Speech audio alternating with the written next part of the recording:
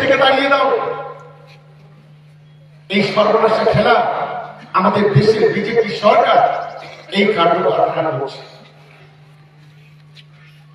আজকে যে আইন, আজকে যে ওয়াকফ আল্লাহর সম্পত্তি, আমরা সকলেই জানি। যুগ যুগ ধরে হিন্দু, মুসলমান, খ্রিস্টান, আদিবাসী কেউ যদি কোনো সম্পত্তির দান করে সে ওয়াকফে সম্পত্তি দান করতেই পারে।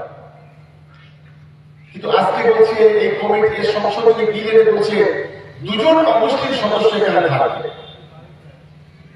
আমরা দেশের সরকারকে কাছে প্রশ্ন করতে চাই, ভারতবর্ষে অনেক হিন্দু ভাইদের টেম্পল আছে, পাঞ্জাবের স্বর্ণ মন্দির থেকে শুরু করে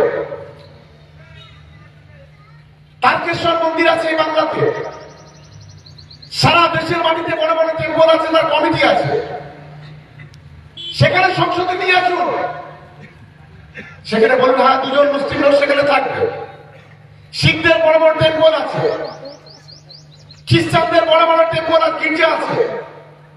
তাহলে ভারতবর্ষের যতগুলো ধর্মস্থান আছে, যতগুলো প্রতিষ্ঠান আছে, সেই প্রতিষ্ঠানের মধ্যে সেখানে মুসলিমদের প্রতিনিধিত্ব থাকবে না কেন?